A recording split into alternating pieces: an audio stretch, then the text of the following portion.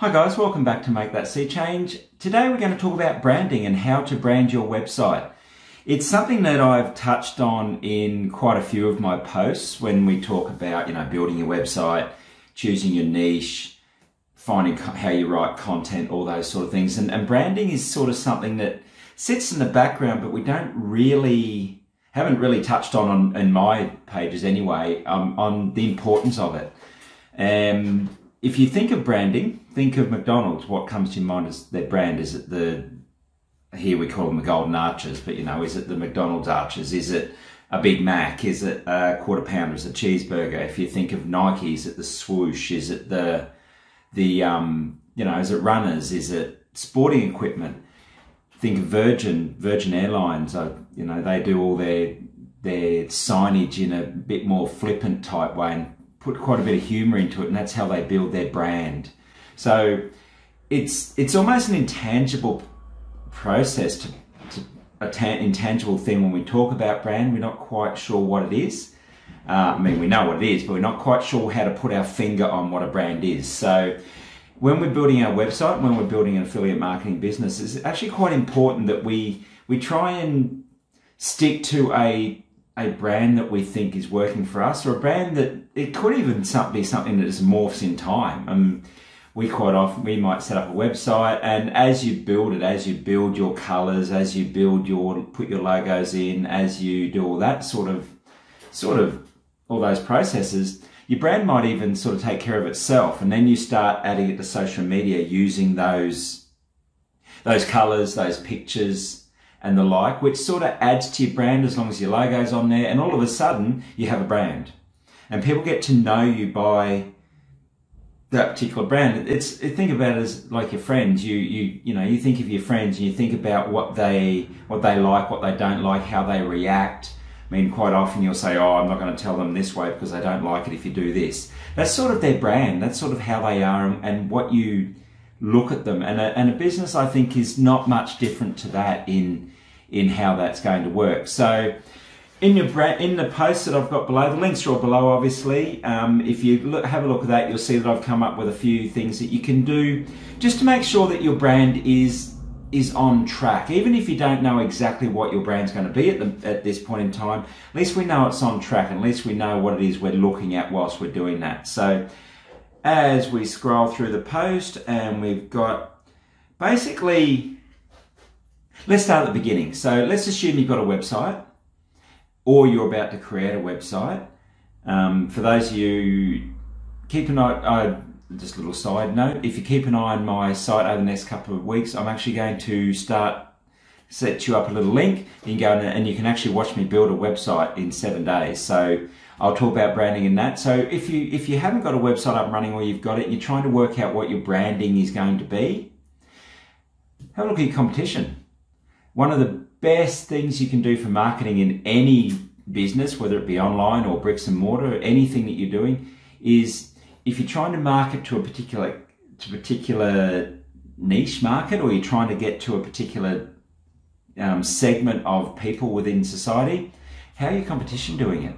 Especially look at the big corporation, because they actually spend money to hire professionals to go in and look at all that sort of stuff. So if you've got competition, whether it be a massive corporation or another blogger next door, how have they set up their brand? So are they focusing on their logo? Are they focusing on their products? What color codings do they use? What social media do they use? All these things, if it's working for them, why not make it work for you? It saves you time. Don't reinvent the wheel. So have a look at what your competition's doing. Even if you've got a website up and running and you're not quite sure what your brand is, you might want to, almost massage your brand based on what your competition is doing. It's a very effective way to work, and it saves you a lot of money and a lot of time.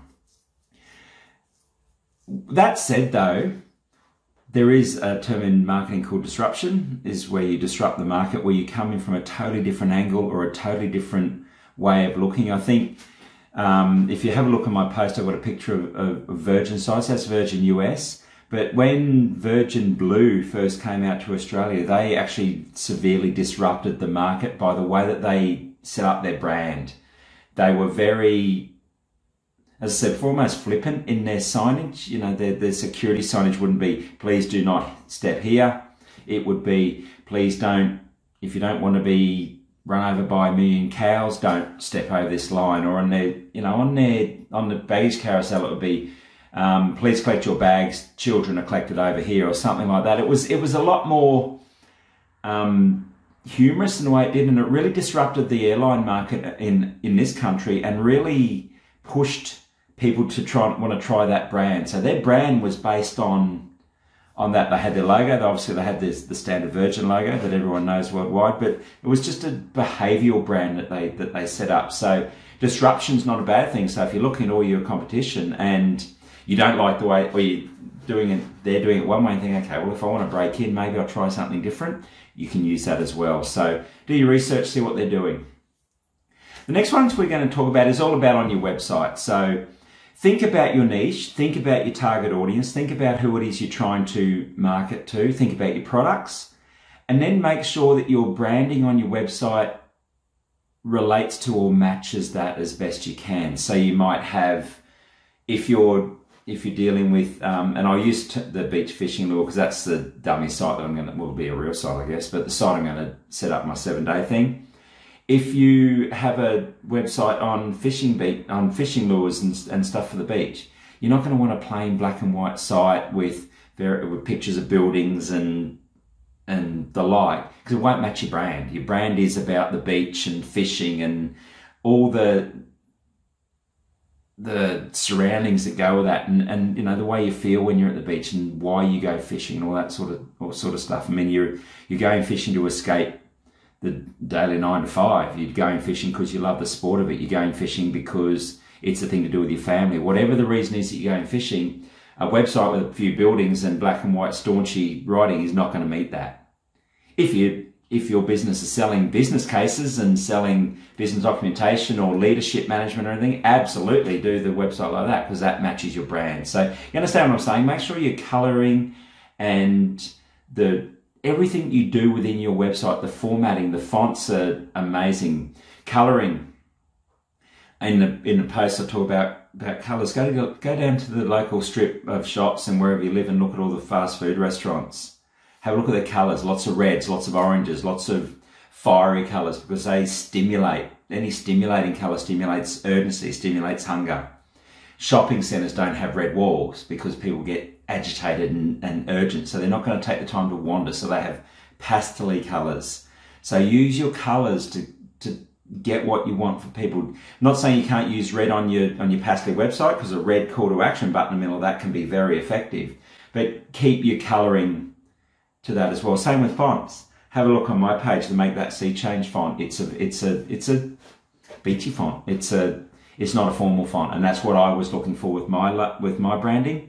Comment below if you don't think that's effective, but that's what I was looking for with my branding. So be aware of that and have a think about what it is you're trying to do with your font. Again, if you've got a very, very serious political news type site that you're providing your opinions and having debates with people back and forth about the news and politics and elections and all the stuff that goes on in the daily world, you're not going to use a playbill font or a cursive handwriting font or something like that, because it just doesn't match what it is you're trying to achieve. So the biggest trouble with that is also, as well, as we tend to use fonts we like, which isn't necessarily always the best thing to do. Do the font and the colouring that matches your website. I know this sounds logical, but sometimes you really need to look at it and think, okay, well, I that's what I thought it looked like, but it didn't. I've written somewhere in the post, and it could be in another area, get someone else to have a look at your site. Get them to look at it and see what they think about it. They might look and go, oh, it's a bit formal, or it's a bit informal, or whatever, because sometimes we get a bit close to it, so have a look at that. The next thing to be aware of that I strongly suggest you have is a logo. A logo is Marketing 101. Again, all the companies that we talk about for Nike, McDonald's, IBM, Facebook, Instagram, I'm trying to think of all the big ones here. You know, they all have a logo. Go to any city and see you can see all the logos on the top of the buildings. You know, the logo is when we think of brand, a lot of us do think of logo. So build yourself a logo. Now, don't spend multi-millions of dollars like the big companies do. Go to Fiverr, fiverr.com. You can get a logo built for $5, or have a look in this section of the post, or have a look on my YouTube channel, because I've actually created a video for you on how to create a logo on Canva. Totally free. All the templates are there. You can see in the video that I adjusted the colors to match if I was going to use that on my website. I adjusted the fonts if I was going to use that on my website. It took me, I think the whole video is 6 minutes, and that was with me rambling on, explaining it all. So really quick to do, totally free, creates a logo size image that you can paste onto any site, anything you want to do. Put your logo on your website, put your logo on your social media post, put your logo on any picture that is on your post. If you have a look through my site, you'll notice I put my logo on the headings of my blog. Sometimes you can't quite see them. That was my little ploy to do it deliberately, just as a hint that it's there. Showed a couple of people on my site the other day. 2 people loved it. One person thought I was an idiot for not having my logo right front and center. So it's something that you know, do what you want to do, but as long as it's there, make sure you've got your logo there. The next one's quite an interesting side note, a slogan or a brand message. A lot of companies have logos. McDonald's in Australia at the moment is "We love it." So you have McDonald's, "We love it." So whenever you think about, I always think of that. Those of you who've seen the US Office sitcom where Jim and Craig are setting up that marketing company, and they meet with that baseball player, and he keeps saying "Eat fresh," or "Eat fresh, eat fresh." I didn't say the Subway. I just said "Eat fresh."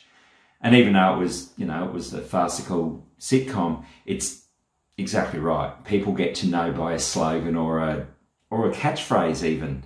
What was that movie? The newsreader, Will Ferrell played the newsreader, where he, you know, "Stay classy, San Diego." Then Veronica Corningstone come over with another slogan. They're sort of battling slogans. Slogans are what people get to know you by, and so they don't force it though. Make sure you message your slogan. A lot of times it'll just be something that comes naturally. It might be something you say. I write "have fun" at the bottom of all mine. I don't know if that's intended by slogan, but that's what I say to people anytime I see something. Okay, so have fun. I don't know, my wife drives my wife bananas, but it's just something I've always said. So I put that in there. I've done it to try and maybe humanize myself or humanize my page a little bit, but it's just something that might take track. It might not. It might just be something that I write in the bottom of my post for the rest of my life. Who knows? But it is something that you can think about and put on there. And if you try and force it, just make sure that it's something that's not going to come back to bite you. Read the example of the local plumber that I put in my post. The poor guy got hammered because he lives in the next beach over, and he got asked to come here, and he said, "Oh no, I don't. That's outside my limit." And his slogan said "anywhere, anytime." So he got in a bit of trouble.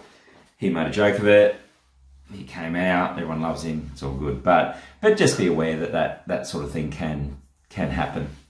Okay, social media sharing. I've talked about this a lot, and I have done finished another video on social media sharing, how to choose your social media platforms. Have a look at that. I'm not going to go too much into it here. But all I'm going to say is make sure that it matches your brand. Make sure what you're posting on social media matches your brand. I always use the example, again, if you're on your Staunchy website, you don't want to be putting pictures of bikini-clad models on a boat in the Bahamas. It's not going to match your site. It doesn't match what you're doing. And again, if I'm doing a beach and fishing site, probably not going to want to put a picture of girls on a bikini girls on a boat in Bahamas. So it doesn't match what I'm trying to achieve either. Now, if I'm doing, you know, what are the best fishing rods for a family, and I've got girls on boats in Bahamas, there's a disconnect there. You see what I'm saying? So even though it might be the same genre as in beach, it's not the same image. Absolutely, I can use Instagram to show people fishing. Absolutely, I can use Instagram and Facebook and YouTube to do videos of people fishing. But it's what I'm placing on those platforms as well. So obviously you choose the platform that your market's going to go to. See, again, if you're doing a business type site, do business people go to Instagram? Maybe, maybe not. You could try it. Maybe it could be a way to disrupt that market. But you're going to use LinkedIn, you're going to use Facebook groups, you're going to use YouTube videos to put onto those platforms. You're not going to be on Instagram, you're probably not going to be on Pinterest. So just think about the social media platform you're using and how it goes to your market. And finally, and again, those of you in Australia might get this, I've gone with the vibe. What's the vibe of the site? You look at sites all the time. Think about when you do your searching on websites. What do you look at? Do you look at the pictures? Do you look at the colours? Do you look at the writing? Do you look at the overall feel of the site? And it's a real intangible for branding. And that's where I was actually listening to a podcast the other day. Tony Robbins was interviewing someone, and he was actually saying that his logo became his brand even though he didn't mean it to. So that's sort of the feel that things get. People like strange things. How many of you seen on your Facebook post of a video of some dog somewhere that's gone viral, and I'm sure the people who took the video and posted it for their friends didn't have any idea that this video would absolutely go nuts. We can't always tell what makes things tick or makes people look at things, but the actual, just the feel or the vibe or the way that your site looks can be your part of your brand. And this is the area that I was saying before. Show it to your friends, show it to people, see what they think, because you get so ingrained in your site, especially as you're building the new one. You're in there daily and you're writing blog posts and you're checking your analytics to make sure that someone's actually looked at your site, and you're going to Google and Bing and saying, please find my site and please find my post, and you're doing all this stuff. Sometimes you need someone else to make you take that step back and actually look at what your site is and how it looks. I recently signed up to some training for my site where I got someone from the other side of the world to have a look at it, and he looked at it and went, oh yeah, I like this, I like that. Move that menu part there, move this part here, put your logo there, maybe put a picture of yourself here. And it took me 10 minutes to change. I would never have noticed it by myself, but as soon as he looked at it and saw that and made me change it, well, didn't make me change it, suggested I change it, and I changed it. It just looked so much more with what my branding was trying to achieve. So don't be afraid to get other people to look at it. And as I say, it's the vibe of the site. If you get on the site yourself, think about what you look at straight away and look at that in your own posts. Especially if you're looking at other sites within your own niche, what is it that what are they portraying within their site? A picture of what you think could be good could really give the wrong impression. So have a think about that and look at all that. Okay, so that's branding. Very quick run through. Have a look at my post. Click on the links below to have a look at the post. Please click on the like, click on the subscribe, have a look through to keep you up to date with what I'm doing on YouTube, what I'm doing on my site. If you have any questions, please comment below as well. If you need help setting up your logo, if you're struggling with the brand of your site or you want someone to look at it, comment below. We'll have a look, see how we go. Thanks guys, have fun, see ya, bye.